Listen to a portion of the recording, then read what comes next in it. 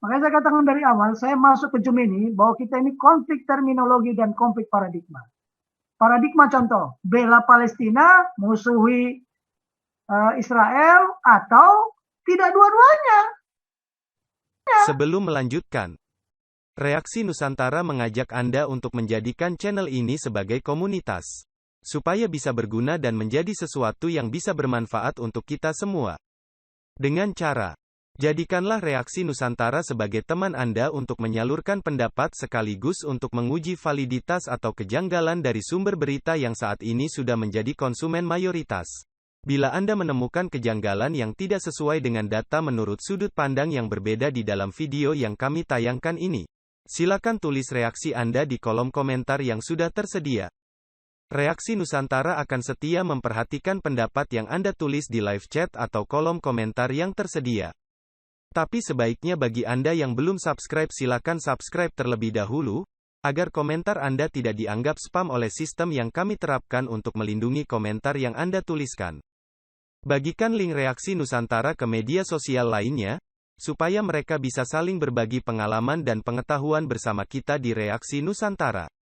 Terima kasih dan silahkan menyimak materi di dalam video ini sampai selesai, supaya Anda benar-benar paham materi di dalam video yang kami sajikan sebelum bereaksi.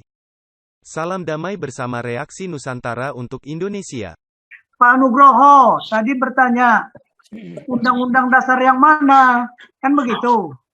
Jadi undang-undang dasar yang masih murni, itu sebenarnya undang-undang dasar tertulisnya Undang-Undang Dasar 1945. Kalau yang sekarang namanya udah dirubah Undang-Undang Dasar NRI 1945. Nah, seharusnya kalau mau lengkap adalah Undang-Undang Dasar Negara Kesatuan Republik Indonesia. Mohon maaf ya, saudara-saudara yang ada di Zoom ini, NKRI jangan disingkat-singkat. Ya, karena K-nya itu bisa bermacam-macam, negara khilafah, Republik Indonesia. Ya, makanya saya selalu menyampaikan tidak pernah saya singkat. Bahkan ketika saya ngajar pun di Sesko Angkatan, di Sesko TNI, jangan disingkat NKRI harga mati. Karena K-nya itu berbeda, menurut mereka pun harga mati. Mohon maaf ya. Mulai ke depan kita jangan bilang NKRI harga mati, karena K-nya itu bisa bermacam-macam. Bisa khilafah, bisa kapitalis, bisa kafir, ya macam-macam. Ya, Negara Kesatuan Republik Indonesia. Tolong bedakan negara persatuan sama negara kesatuan. Kalau persatuan itu United, seperti Inggris lah, United Kingdom. Dia ada Irlandia Utara, dia ada Irlandia, ada Skotlandia, ada Wales, ada Britania Raya. Itu beda. Tulis jangan dipotong. Kalau kita Jenderal unity, ketika gimana? Halo? Disaut sebab nanti potong-potongnya Pak Jenderal. Oke, silakan lanjut. Nah, jadi itu. Jadi mohon maaf ya, saya ngajarkan sama TNI itu jangan NKRI harga mati. NKRI abadi, Negara Kesatuan Republik Indonesia abadi. Jangan disebut mati-mati. Nanti betul-betul mati baru tahu apa itu maksudnya harga mati. Makanya kita konflik terminologi. Makanya saya katakan dari awal, saya masuk ke Zoom ini bahwa kita ini konflik terminologi dan konflik paradigma. Paradigma contoh, bela Palestina, musuhi Israel, atau tidak dua-duanya. Karena kita kan bebas dan aktif. Kalau kita memilih salah satu, kita bebas nggak? Nggak bebas. Bisa aktif nggak? Nggak bisa. Terkunci. Katanya politik luar negeri kita bebas dan aktif. Yang kedua, kalau kita mau bebas dan aktif, kita udah punya kekuatan tidak? Punya kemampuan tidak? Nah, jumlah manusia kita banyak, oke lah. Katakan sudah 250 juta lebih. Itu kekuatan. Kemampuannya? Ya seperti Pak Gajah Mada tadi bilang, ketahanan pangan. Ketahanan pangannya Ethiopia itu udah ranking 6. Kita ranking 60. Coba bayangkan. Negara apa ini? Loh, kalau Batak merdeka ya, kami kaya raya loh. Kami bisa berhubungan dengan Israel. Bukan nggak bisa. Bikinlah negara ini khilafah. Kami pasti berontak. Emangnya Jenderal Batak itu bodoh-bodoh apa? Hah? Emang Emangnya Jenderal Bata itu gak jago-jago perang? Yang bilang siapa? Jadi jangan coba-coba membuat negara ini menjadi khilafah. Ya, saya duluan di depan, robek-robek dada saya. Itu aja. Banyak itu Jenderal-Jenderal Bata. Ya, kita merdekakan aja semua. Sesuai dengan kesepakatan dulu. Jika negara ini menggunakan syariah, kita tidak mau bersatu. Itu dulu para Ponding Padas ngomong gitu, kok berani? Kenapa kita nggak berani? Nah, inilah satu-satunya cara. Ya kan? Itu bayangkan aja sudah dideklarasikan khilafah-khilafah. Emangnya mereka aja yang kebal. Coba tanya Raja Uti itu. Ya, orang Batak itu punya keahlian, tidak bisa dilihat. Bisa menghilang kalau mau pakai ilmu-ilmu yang jago-jagoan. Ya tanya Raja Uti itu loh, Raja Uti kemana? Kok nggak pernah muncul lagi itu. Kemudian ke ibu ikut prajurit Kristus ya. Jadi Pak Nugroho coba dicek bukunya itu, lihat Undang-Undang Dasar sekarang udah berubah nggak namanya. Ya, makanya kita harus jeli. Saya titik koma juga saya perhatikan itu. Makanya dulu saya temukan kan, sekarang saya jadi wah, itu Jenderal Tobing berani sekali buka. Ya memang kenyataan, makanya tadi apa yang benar bukan siapa yang benar. Ya kan? Makanya kita tantang lah. Kenapa? Kemarin sudah saya kirim juga sama Pak Paul kan. Ya, rebut kembali Pancasila. Nah, benar nggak itu kira-kira? Siapa yang merebut? Ya, mengapa betul perlu direbut? Itu kan pertanyaan besar. Nah, kepada ibu ikut prajurit ya, ikut karakter Kristus. Oke, masalah keterlibatan TNI sampai sekarang aja diobok-obok undang-undang. Saya udah ngomong dari dulu. Bukan undang-undang perbantuan, tapi undang-undang pelibatan TNI. Sekarang aja coba, undang-undang anti teroris. Saya sudah dari awal tidak setuju undang-undang anti teroris, tapi undang-undang anti dan counter teroris. Antara anti dan counter itu berbeda. Masalah pelibatan TNI aja repot. Tapi kan doktrin kita apa? Doktrin kita kan doktrin pertahanan keamanan rakyat semesta. Ngerti nggak maknanya? Itu malah ketua Komnas HAM, kok rakyat dilibatkan? Loh, itu memang doktrinnya. Jadi, menghadapi teroris, itu doktrin dengan doktrin. Bukan undang-undang. Manalah pula, kata orang Medan, doktrin teroris itu takut sama undang-undang. Ya nggak takut. Nggak takut dia sama undang-undang. Sama kitab suci aja nggak takut, apalagi undang-undang. Makanya saya bilang, saya udah pernah debat itu. Saya bilang, menghadapi teroris, doktrin dengan doktrin. Undang-undang yang ada, mendukung apa? Pelaksanaan operasi penanggulangan teroris. Jadi situasi sekarang, contoh, ibu tadi mengatakan, saya nggak pernah mengatakan darurat satu. Situasi sekarang kita sudah krisis, darurat di ideologi, darurat di politik, darurat di ekonomi, darurat di sosial budaya, ya, darurat di bidang pertahanan, darurat di bidang keamanan. Kita boleh buka nanti besok. Untuk apa? Kita boleh mengkritisikan, katanya pemerintahan minta dikritisi. Tapi kita harus memberikan solusi. Saya nggak mau hanya mengkritisi. Saya berikan solusi nanti. Ini loh harusnya. Ya Pak Nugroho, maaf ya, kemarin kita janganlah mengulang-ulang. Saya bilang kan, proses pengambilan keputusan itu sudah ada nggak? Bagaimana cara sih mengambil keputusan pemerintahan negara ini? Makanya besok kita buka, mereka melakukan hal ini apa tidak? Dan ini berlaku universal, seluruh dunia, ya, seluruh dunia pemerintahan yang sudah maju-maju, mereka mengambil proses pengambilan keputusan bukan prosedur, tapi kita kan prosedur. Nah sekarang contoh, kenapa TNI tidak terlibat? Kenapa TNI tidak bertindak? Karena kita diatur dengan undang-undang. Situasi sekarang tertib sipil. Pemerintahan negara belum mengatakan ini darurat militer. Nah, ketika tertib sipil, siapa yang bertanggung jawab? Ya pemerintah daerah, pemerintah pusat. Ingat ya, presiden itu kepala negara dan kepala pemerintahan. Ketika negara dalam keadaan darurat, dia yang harus memutuskan. Ketika Bung Karno dulu kan, memutuskan apa? Kembali kemana? Ke Undang-Undang Dasar 1945. Karena dalam keadaan darurat. Darurat apa? Kita menghadapi persoalan trikora.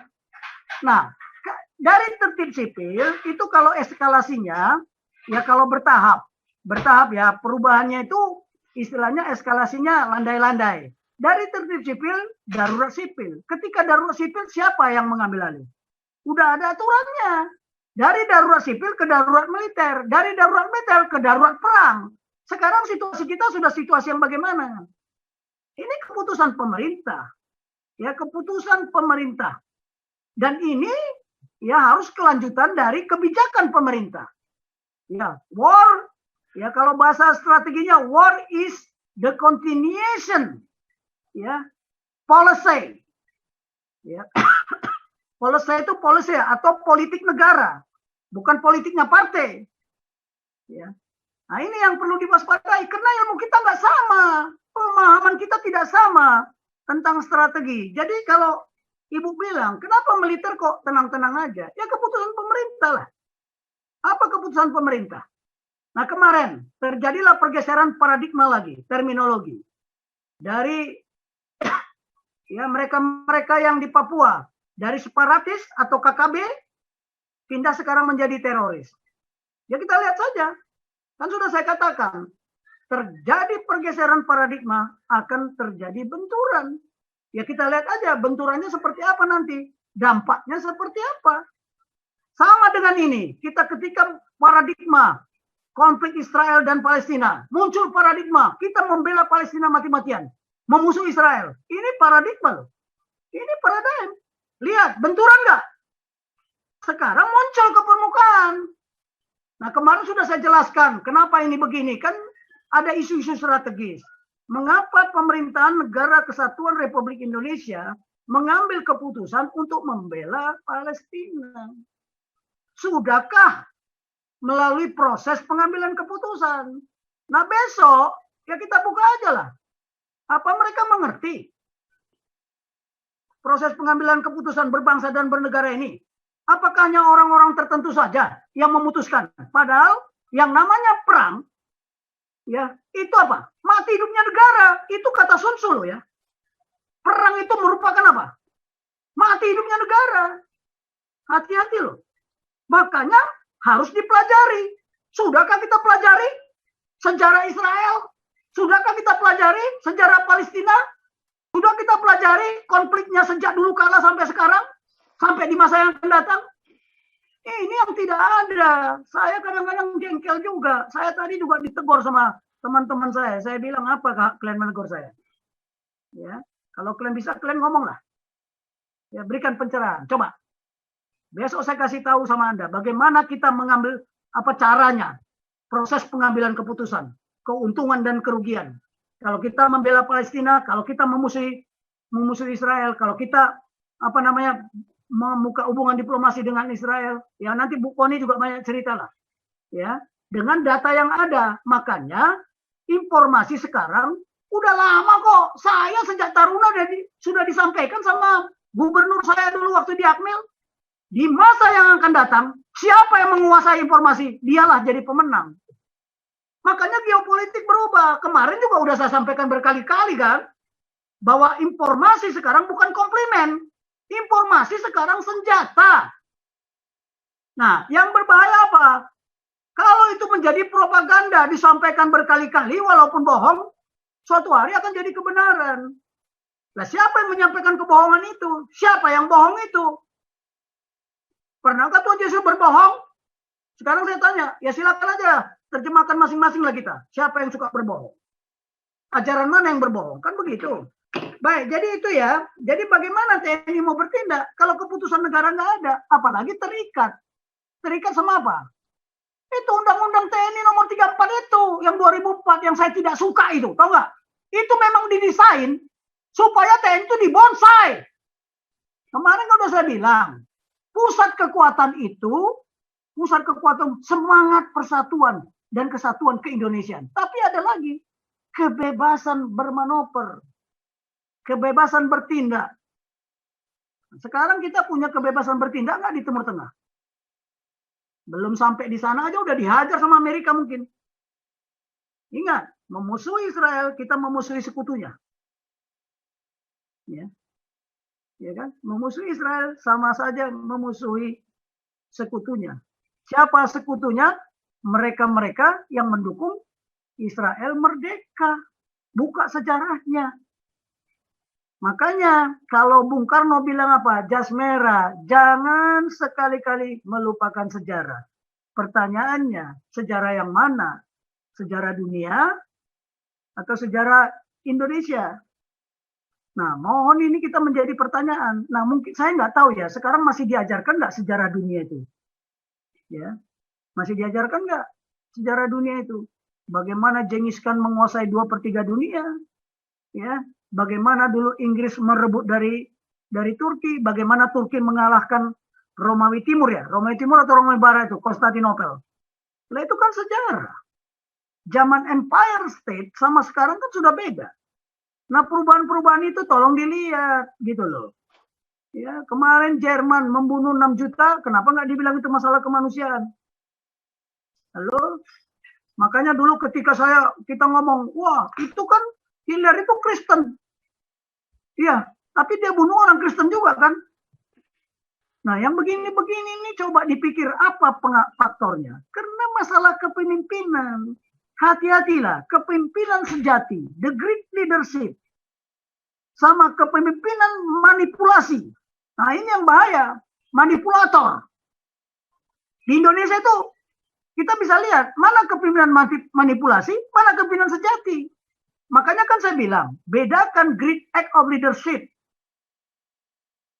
Ini kita sudah mengajari junior, generasi-generasi penerusnya ini bingung mana yang harus dicontoh.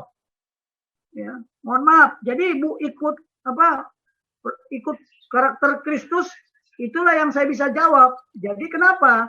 Ya mereka militer tidak bisa sekarang bertindak, diatur. Ketika dia bertindak nanti dibilang apa? Militerisme. Ketika reformasi tentara back to barak. Ya kan? Back to barak.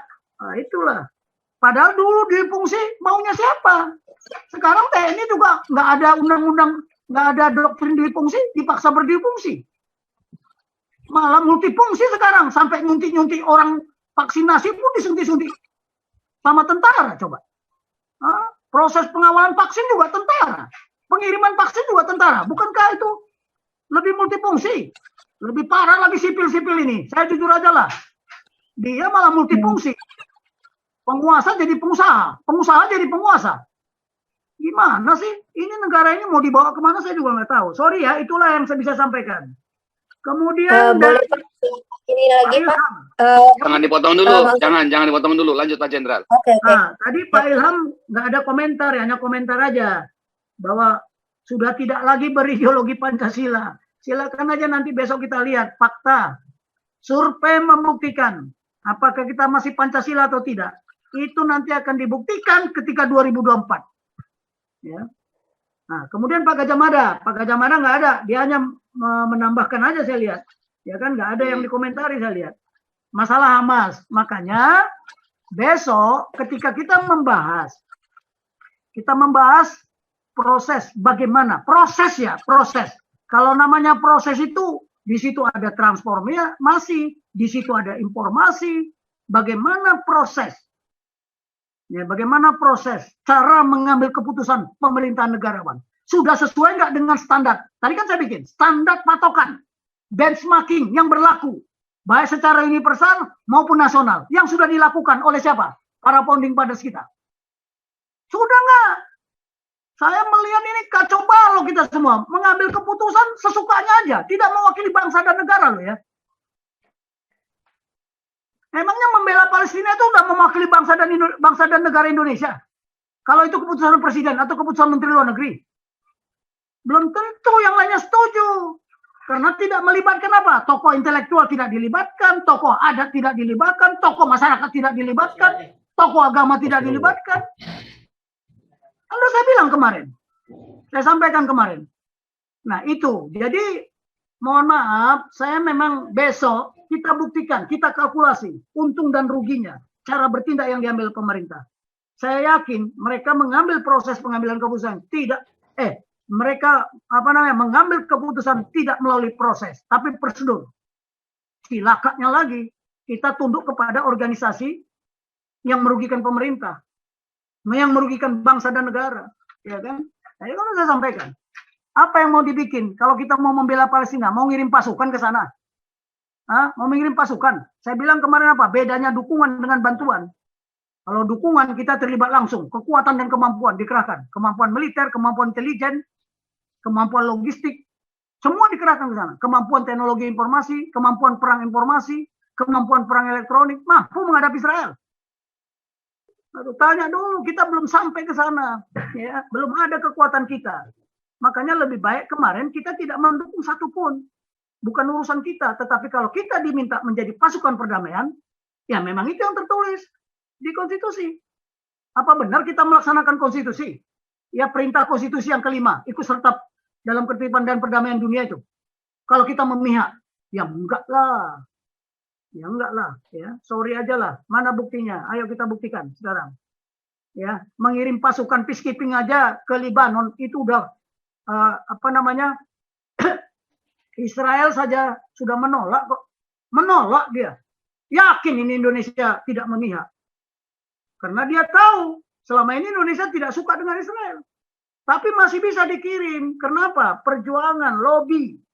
Biar tahu aja. Ya nanti besok ya ada waktu saya tayangkan semua itu. Ya bagaimana perjuangan kita-kita ini ya. Mohon maaf lah. Ini aja dulu yang bisa saya sampaikan. Saya kira sudah terjawab semua ya. Kalau ada yang belum puas. Tadi ada pertanyaan saya tanya. yang terkait seandainya Pak tidak mengikuti tuntutan untuk gencatan senjata, misalnya melakukan operasi, terus bagaimana gitu? Kalau sekarang kan begini. Kenapa Israel menerima saran dari Mesir? Ingat ya. Itu kerja kerasnya Mesir loh ya, gencatan senjata itu. Bukan kerja kerasnya Menlu. PBB mengucapkan terima kasih bukan kepada Menlu kita, tapi kepada apa? Kerja kerasnya Mesir dan Qatar. Nah sekarang pertanyaannya, mengapa Israel mau menerima gencatan senjata itu? Dia tahu sebenarnya Hamas itu sudah nggak punya kekuatan, roketnya sudah habis. Ngerti nggak? Dia perlu melakukan persiapan, konsolidasi. Itu yang pertama. Ini analisa militer. Yang kedua, dia siap-siap menghadapi siapa? Negara yang di belakang Hamas. Oh, Hamas sudah nggak ada apa-apanya. Udah habis roketnya. Menunggu. Bahkan ada informasi, roket-roket yang dimiliki Hamas itu roket-roket yang sudah hampir kedaluarsa. Saya beritahu ya. Di sudah akhir, itu, Pak. Apa? Halo? Sudah expired. Kemarin informasinya dari itu kan expired, kata saya Pak Ibu Koni ya. Oke, saya mau kasih tahu di mereka sini. hanya menghabiskan roket-roket itu saja supaya dapat supply baru. Kurang ajar jadinya Pak Jenderal. Saya mau kasih tahu ya, setiap senjata, sistem senjata apapun, ada namanya save life. Ya, makanya kalau saya mau beli senjata, dulu ya saya mengkaji, kalau TNI mau beli senjata, yang pertama itu save life. Save life itu usia pakai. Usia pakai senjata itu berapa lama? Ya, peluru kendali yang kita beli itu ada usia pakainya. Dulu kita beli repair, usia pakainya itu cuma 5 tahun. Begitu dia tidak ditembakkan tahun keempat, ya percuma. Nanti ditembakkan malah ngantem diri sendiri. Nah, seperti sekarang roket-roket yang dimiliki oleh Hamas, usia pakainya udah berapa lama? Udah apa? Udah expire apa belum? Nah, itu satu. Yang kedua, syarat yang kedua kan kemarin udah saya sampaikan. R&D-nya, mungkin roketnya yang dipakai yang masa lalu itu sudah nggak dikembangkan lagi teknologinya. Sudah teknologi yang usang, muncullah roket-roket baru. Nah, roket baru belum terkirim. Nah, belum terkirim. Terkirim kemana? Ke pasukan Hamas. Karena Israel sudah memblokade itu. Bacalah, sudah memblokade itu. Ya. Di perbatasan. Nah, Israel konsolidasi. Ya dia terima aja gencatan senjata itu. Tapi dia lagi memancing sebenarnya. Siapa ular-ular beludak di belakangnya itu? Itu kalau saya jawab ya, kalau saya jawab ini analisa militer. Makanya saya bilang setiap perang itu begitu minggu ke-7, 7 hari itu konsolidasi. Menyusun lagi, menyusun apa? Menyusun rencana perang berikutnya, konflik berikutnya. Jika terjadi, what if? Ya, what next and what if? Sekarang kalau umpamanya perang ini melebar, ya seperti Pak Endro Berleso bilang apa? Oh ini bisa meluas. Oh bisa. Jika meluas terus bagaimana? Emangnya Amerika, Inggris semua nggak standby? On call semua itu. Mohon maaf. Ya, mohon maaf, on call semua. Bahkan itu mengapa mereka membagi komando gabungannya? Ada di US CENTCOM, ada US Indepacom, bahkan komando gabungan itu terdiri komando tugas-tugas gabungan. Yang ada di Guam itu namanya komando tugas gabungan. Begitu terjadi apa-apa di Papua, udah masuk 1 jam dia udah masuk di situ. Dan udah latihan kok. Kita siap nggak? Jangankan siap. Kalau mereka udah siaga, kita siap aja belum. Mau dicek, boleh.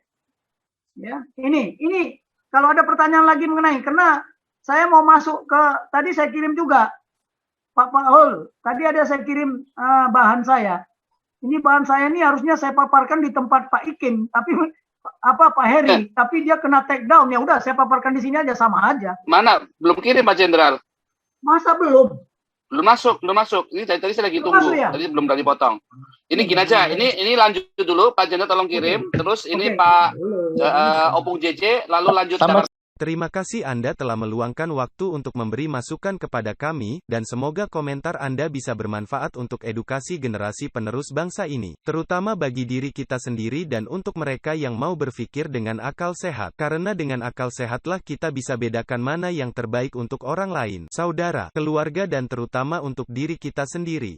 Semoga hari-hari Anda selalu dirahmati Tuhan Yang Maha Esa. Dan sampai ketemu lagi di konten Reaksi Nusantara channel berikutnya. Salam sejahtera bersama keluarga.